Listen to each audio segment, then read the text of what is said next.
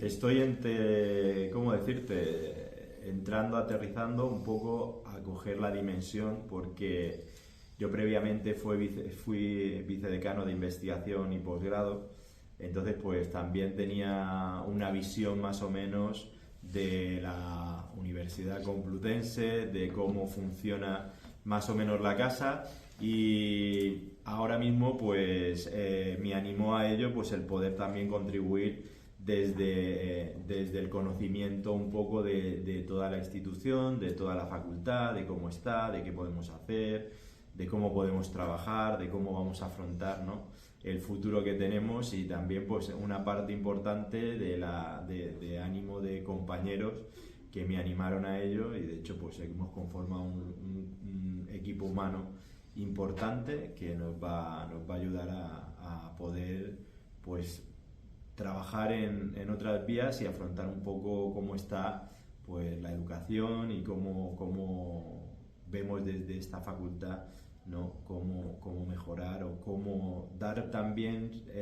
soluciones a la realidad educativa que tenemos ahora, con una sociedad cambiante, con todas las tecnologías emergentes, y desde esta vía, ¿no? Entonces, bien, del aterrizaje bien, y sobre todo en una fase de aprendizaje también, porque la gestión es algo que dentro de la carrera universitaria no se prepara. Tienes esa triple vía de docente, investigador y gestor, pero la gestión la vas aprendiendo un poco también entrando en materia.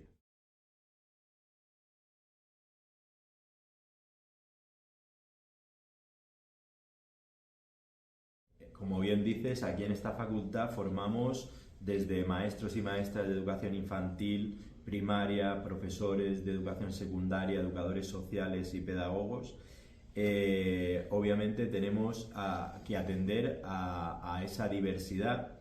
a una diversidad que además se ha acentuado en los últimos años, no solo en cuanto al nivel socioeconómico de las familias, sino en una inclusión real de diversidades de estudiantes con diferentes casuísticas, ya no solo con discapacidades leves, sino también con necesidades de formación por algún tipo de problema derivado,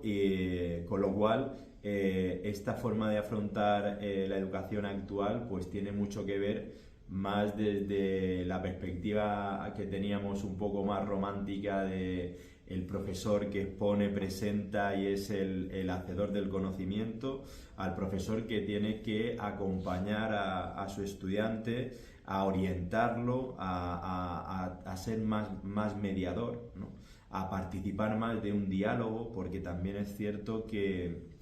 ya si dejamos de lado lo que son aspectos más de inclusión de diversidades, es cierto que también se nota algo que yo creo que en lo que convergemos varios docentes, muchas áreas de conocimiento y muchos docentes, que es que obviamente lo que ha supuesto para las generaciones posteriores a la pandemia ese encierro social, pues nos ha llevado también a que algo tan importante como el elemento social que forma parte también de la formación de los futuros docentes, pues se vea un poco, ¿no?, en ese aspecto también influenciada, ¿no? Y tenemos pues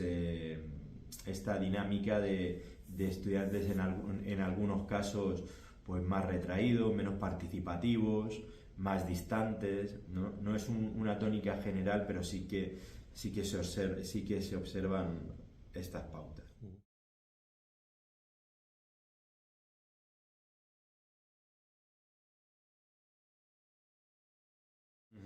Hombre, hablar para mí es básico e importante, muy importante, la educación artística sobre todo, ¿no? Porque hablamos de la educación artística en todas las etapas, infantil, pero en primaria como tal, pues dentro de la educación artística tenemos la educación musical y la educación plástica, ¿no? Y para mí es muy importante porque es una forma también desde las artes de acercarnos a las virtudes que en sí tiene lo que hacemos desde estas artes, ¿no? Desde mi perspectiva musical, pues el factor más importante, en el cual pues hay muchas investigaciones que además ponen de manifiesto, pues de Haaland, de toda la trayectoria que tenemos en el ámbito aplicado a la educación, es importante porque hay un factor también que sirve como forma de trabajo, además asociado a todas las metodologías y las estrategias metodológicas que tenemos, que es trabajar en equipo, ¿no? El trabajo en equipo, porque eso se fomenta, ¿no? Estamos en una etapa en la que mucha parte del trabajo que se hace en otras áreas es el trabajo cooperativo, y esto es algo que está implícito, por ejemplo, en el ámbito de enseñar un poquito a aspectos musicales, desde la didáctica, desde ese grupo que tiene que participar de forma cohesionada para poder ofertar un elemento musical en el cual, pues, mientras uno está cantando, otro está interpretando, mientras uno está creando, el otro puede dar una idea, ¿no? Y hay diferentes actores desde ese entramado musical que nos acercan también más a trabajar de una forma más vivencial y más práctica, que es como tienen que ser estas artes, para generar un poco también una chispa de apreciación, no solo del ámbito artístico como solamente la percepción estética que se tiene, que para eso ya están pues las grandes salas de concierto, el Museo del Prado, sino cómo acercar a toda la sociedad dentro de la educación pues ese ámbito musical, y ser también, en cierta manera, nosotros potenciamos mucho desde el grupo de investigación que tenemos los proyectos musicales fundamentados en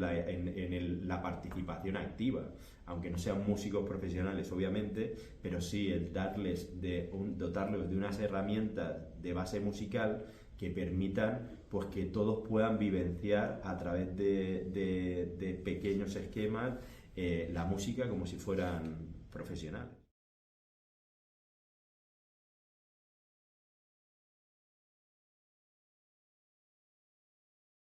¿No? Los estudiantes realmente en esta facultad acceden con notas medias bastante elevadas, sobre todo porque tenemos 3 dobles grados de educación infantil, educación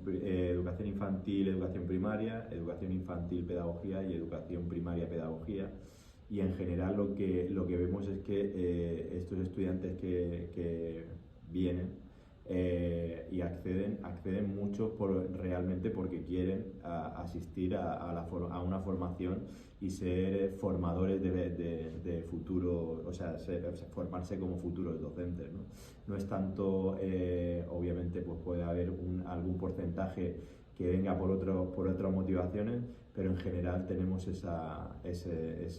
espacio de estudiantes que acceden a la facultad.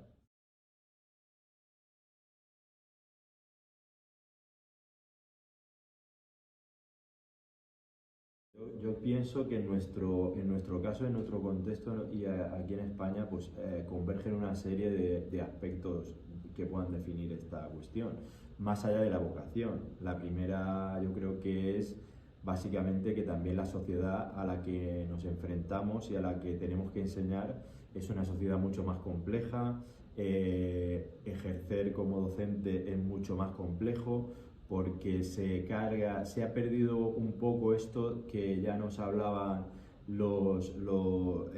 se hablaba a principios del siglo de la educación compartida, del esfuerzo compartido entre la familia, el educador y la comunidad, y cada vez más el rol de la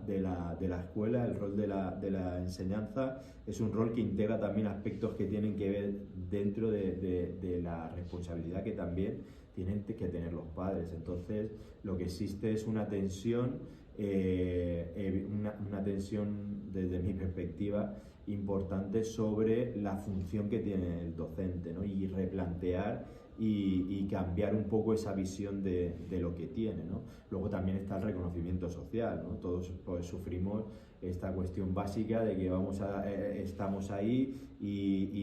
o no se presta atención o somos excesivamente cuidadosos con lo que hacemos y conforme enseñamos, pero realmente yo no creo que la deserción laboral de los docentes sea única y exclusivamente por la vocación. Yo creo que existe una presión social muy importante, que existe una presión en el aula de una serie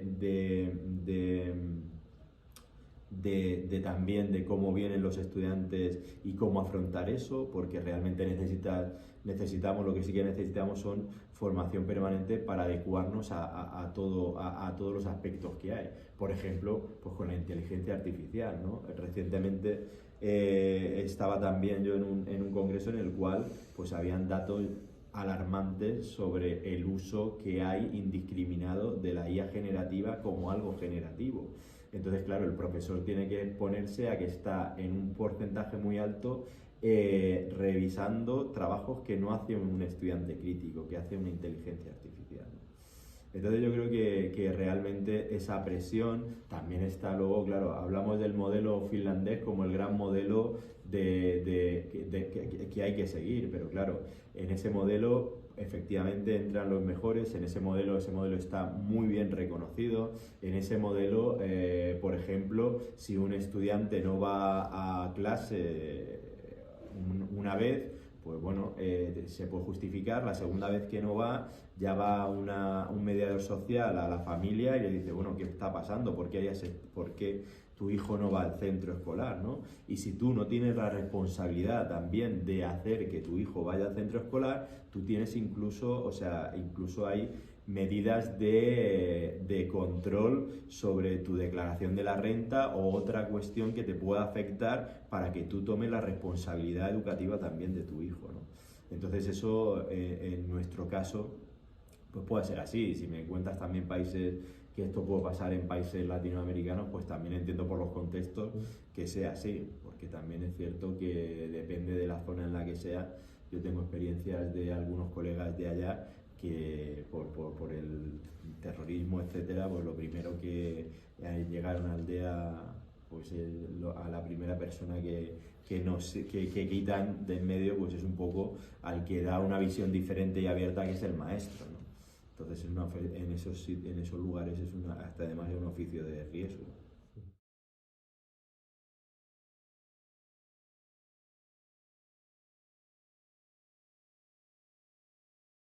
Yo creo que ese punto es clave. Nosotros no tenemos como tal materias que sean de liderazgo académico, ¿no? Eso es una formación transversal que luego uno tiene que ir un poco forjándose, ¿no? De hecho, hay muy poco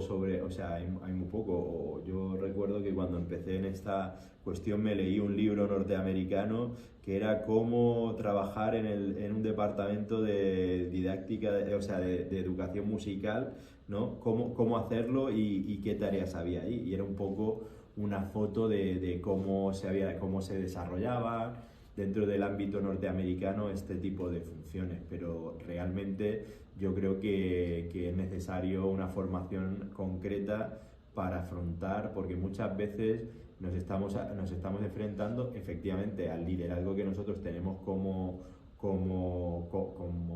las competencias que obviamente tenemos disciplinares, pero realmente nosotros no tenemos la formación para gestionar luego el grupo humano, porque claro, también eso es una cuestión que, bueno, la figura del jefe de estudios, pues probablemente el director es el que más pueda mandar en cualquier centro, pero el jefe de estudios es el que tiene una relación con todo el profesorado y todo el mundo va a contar más o menos las dificultades que tiene y necesita también de tener unas competencias mínimas, porque es complicado, es complejo.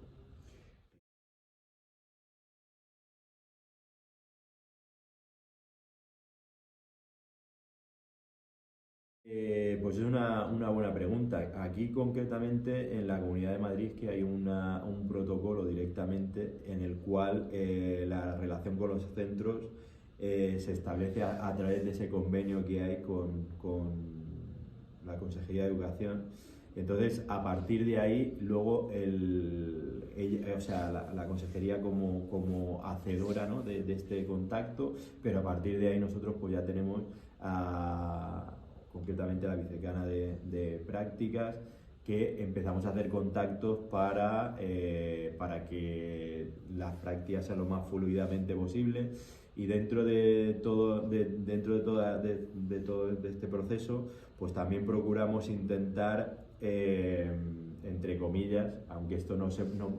funciona así porque siempre cada año es abierto, pero sí tener alguna fidelización en centros que conocemos para poder también luego ir más allá y, por ejemplo, en los estudios de máster tener algunos centros en los que los estudiantes puedan hacer algo de innovación, de investigación, en las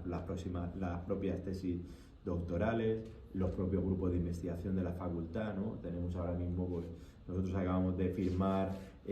una especie de, más que convenio, pues un acuerdo con instituciones, con algún centro educativo para participar abiertamente, ¿no?, en alguna investigación de las que llevamos a cabo.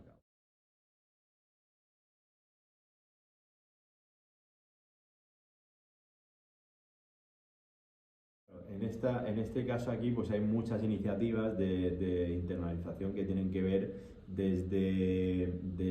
proyectos, ¿no?, que hay con Latinoamérica por la Escuela Complutense de Verano, pero también tenemos más recientes, por ejemplo, tesis en cotutela internacional, en la cual se establece un convenio entre una universidad de Latinoamérica ahora mismo tenemos en marcha algunas que son con universidades europeas, hay 2 italianas, hay un par también latinoamericanas, en las cuales se hace una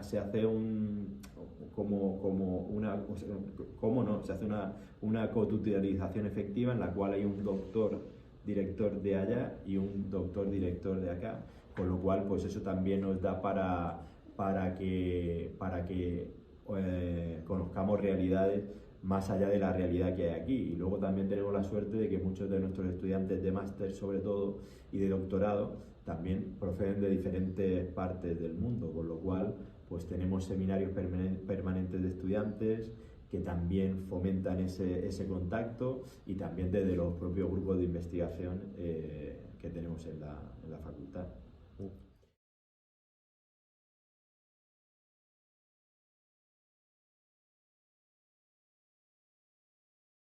A ver, esa es una también de las últimas reformas que emergen, ¿no? Atender a las diversidades que hay, no solo diversidades funcionales, sino también a este ámbito del bienestar. Aquí tenemos una unidad concreta de diversidad y una unidad concreta para trabajar todos estos aspectos del bienestar emocional con los estudiantes, y es como algo paralelo al servicio que está también implicado en el servicio de orientación universitaria, no solo para servir como un elemento que se bifurca en acciones formativas de futuro, de inserción laboral, sino también para atender un poco a estas realidades que podemos tener en la facultad. Pero obviamente esto es una cuestión que efectivamente, como bien dices, se ha ido multiplicando en los últimos años, y que aquí la presencia que tenemos en la facultad es de algunos casos concretos. De hecho, en el anterior equipo se tomó la decisión, incluso tenemos ahí un banco de bienestar, un poco para atender también a esta problemática que viene de nuestros estudiantes, y desde también la colaboración con la vicedecana de estudiantes, pues sí que conocemos algunos de estos casos concretos, e intentamos pues abordarlos de la mejor manera posible con esta unidad que hay de la Complutense, que además es más específica y más experta en estas cuestiones. De la parte del profesorado, la verdad es que tenemos pocas evidencias todavía de que esté tan presente. En nuestro contexto sí que es verdad que en nuestro contexto también complutense las preocupaciones vienen más sobre todo por la competitividad que hay en la estabilización a largo plazo, porque es una carrera compleja, porque estabilizarte dentro de la universidad, pues todos sabemos que conlleva un esfuerzo a largo plazo, ¿no? Pero de esta parte yo al menos tengo menos evidencias.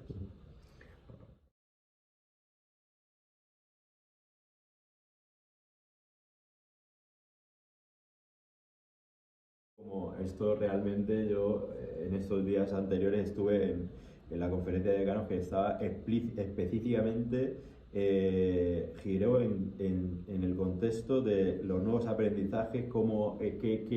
cuál es el rol del docente ahora con la inteligencia artificial, ¿no? Y cómo afrontamos esto aquí. La verdad es que yo me quedé seriamente preocupado porque vamos tarde en todo. O sea, hay muchas universidades que tienen planes de acción bianuales de 2024-2027 sobre las IAs generativas que están en una parte, como bien decía, ya ahí como es que es lo que más utilizamos, pues ChatGPT, Copilot,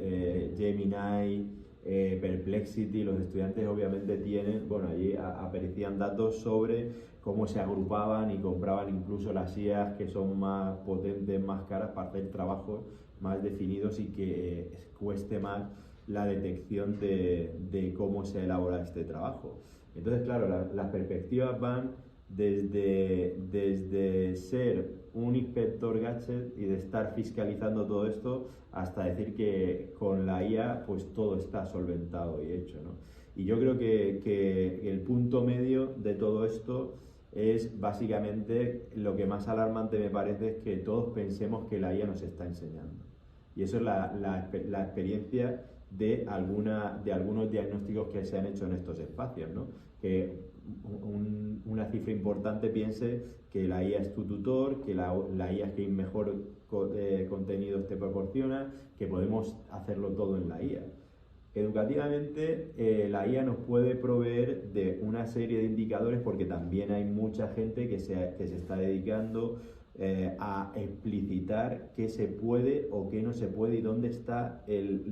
la parte en la cual a un estudiante le puede servir como una herramienta como una herramienta de revisión y que les sirva para desarrollar su capacidad crítica, pero no para que la IA sea la creadora de todo. De hecho, me llamó poderosamente la atención que esas IAs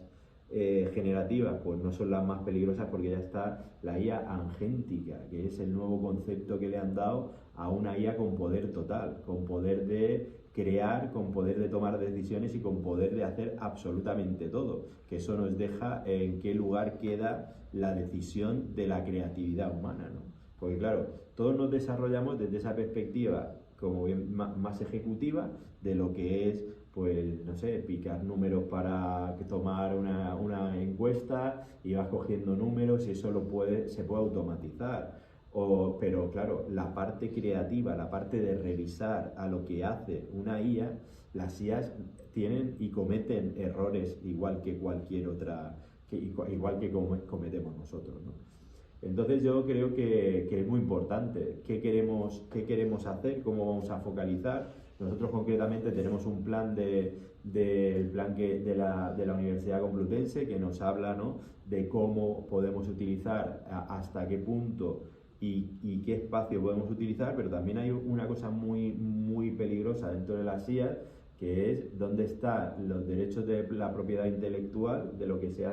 que revierte la IA, dónde está la información que tú metes a la IA, porque aquí todos hablamos de la IA fantásticamente, hemos entrenado a la IA gratuitamente, todos, profesorado y estudiantado, hemos metido datos que no sabemos dónde está, y luego hay una parte también que es que todo lo que hace la IA realmente no es sostenible. Hay ahí granjas de microprocesadores para trabajar con esto a 200 para que te dé la solución tan rápida, ¿no? Entonces, claro, yo no la veo como algo apocalíptico, porque esto es como cuando anteriormente éramos jóvenes y teníamos que coger y comprarnos la guía Michelin si queríamos viajar y estar ahí atentos a seguir por donde iba la carretera. Luego llegó Google Maps, que no es la mejor de las aplicaciones para bajar, hay otras y te han servido como una herramienta que manejas tú, no que te maneja a ti. Entonces, para mí lo más preocupante es que pensemos que todo eso puede suplir puede suplir el rol de un docente que además a lo largo del tiempo va modificando su acción educativa en función de una formación. Lo que sí que es cierto es que la educación y ser un formador hoy en día de futuros docentes y formador de la sociedad, con la importancia que tiene en esta facultad, que somos la primera persona a la que un niño accede, a la que una persona tiene como referente. No tenemos que olvidar que hay un aspecto que, pues igual, algunos sí aventuran que llegará, pero que es el contacto humano, el contacto social, ¿no? El desarrollo de adecuar a cada una de las personas las necesidades que realmente tiene. Algo que me decías antes, las necesidades emocionales, de bienestar emocional. Sí, sí, por ahí hay personas que dicen, había aquí dentro de estos estudios un porcentaje elevado de un 45% que utiliza la IA como un sustituto de un psicólogo y le pide a la IA los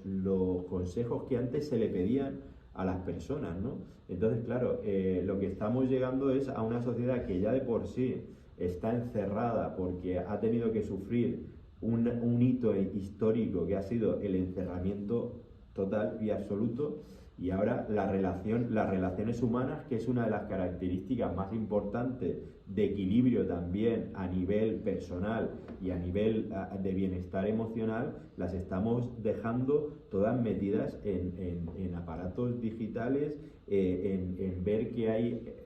un grupo de chavales que queda y se está interactuando a través del WhatsApp, no a través del lenguaje. No sabemos expresarnos, o nos da mucho miedo expresarnos, eso también pasa, ¿no? Claro, que al final nosotros vamos a tener que tener un discurso fluido también de cara a nuestros estudiantes. ¿Dónde está esa fluidez que queda en la inteligencia artificial? Entonces yo creo que, bueno, y esta es una de las cosas en las cuales a mí también y en mi equipo estamos preocupados para ver cómo vamos a hacer para, primero, qué tipo de IAs podemos trabajar en abierto, porque las IAs también están trayendo un sesgo importante social, porque claro, si no dispones económicamente del dinero que vale una suscripción, no tienes acceso a la máxima IA, ¿no? Pero también el no darle toda la capacidad formativa a una inteligencia artificial, por mucho que pueda ser una herramienta, que yo no digo que no pueda utilizarse como una herramienta, pero no como una herramienta dentro de los niveles que hay de un estudio concreto, es la máxima creatividad de todo, el crear todo, porque eso además pues obviamente no sirve para que además tú puedas asociar determinados problemas. En el caso también, para poder también resolver problemas. Es que es como algo que te da un efecto inmediato, un resultado inmediato que te deja tiempo para otras cosas. Pero ¿dónde está la reflexión?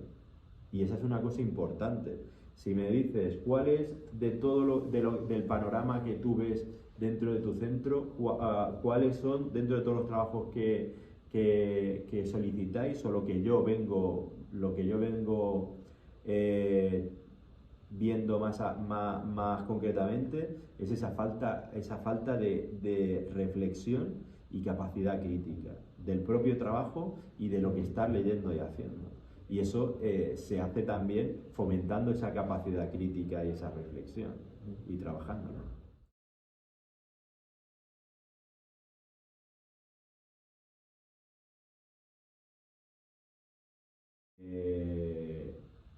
Con que toda mi comunidad educativa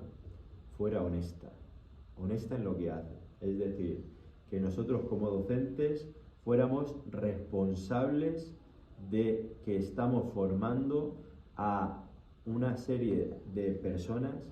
que obviamente no se han formado como nos hemos formado nosotros, que tenemos la necesidad imperiosa de tener una formación constante, que necesitamos reciclarnos, que necesitamos